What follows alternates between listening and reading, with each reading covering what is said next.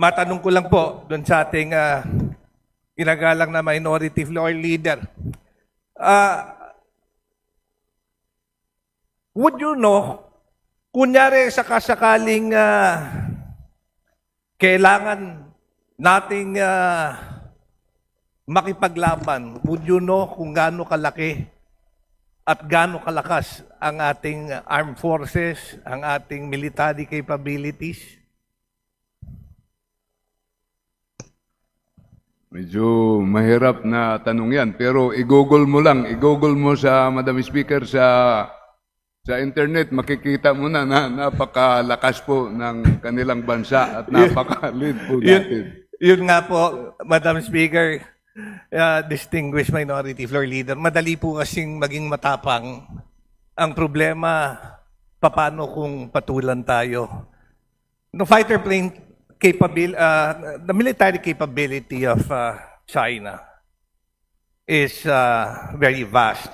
In fact, they have between 1,200 to 1,500 fighter planes, including fourth-generation fighters, J-10, J-16, J-7 variants, and fifth-generation J-20.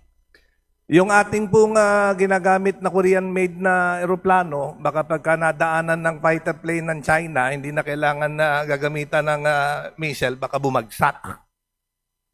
They have around 7,000 to 9,000 tanks, 4 active aircraft carrier, 6 conventional submarines, 12 nuclear-powered ones, 10 ballistic missile subs. Eh tayo, bangka lang, may mga katig pa. The People's Liberation Army numbers between 1.7 to 2.2 million. At kaya ko lang ito nabanggit dahil nga I believe that kagaya ng sinabi ng ating distinguished minority leader, we have to proceed with caution. And if there is a diplomatic way to resolve the problem, then we should do it. Madali kasing maging matapang. Ang problema, paano kung tayo papatulan? Nabanggit kanina ng ating kasama ni Congressman Paulo Marcoleta, wag na natin idaan sa military na away, sa ekonomiya na lang. If China decides that all Filipinos working in China should be repatriated back to the Philippines, what will happen to all those people working in China? If China decides that dito na lang po sa atin, we know that almost 70% of the Philippine economy are controlled by Filipinos of Chinese descent. So I believe that na kailangan talaga ng masusing pag-aaral at mag-ingat rin sa ating sinasabi. While I don't want to be perceived as being pro-China. Ako po ay gusto ko lang maging realistic. If we think that the US will defend the Philippines in case China engages us, we might be up for a big surprise because I doubt it if the US will come to the defense of the Philippines.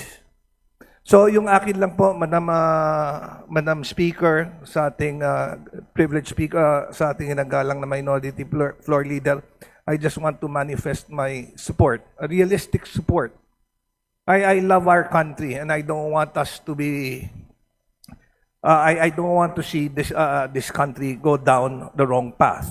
And I want us to tread carefully. Dahil we have to choose the fights that we want to go into. We cannot be remiss in our duty. If we want to protect the Philippines, then let's protect it. Kanina nabanggit ng ating kasamahan Congressman Nabante that China should respect us. But respect is not asked, it is earned. And I think we will earn it if we show that we deserve that respect from these other countries. Thank you very much, Madam Speaker.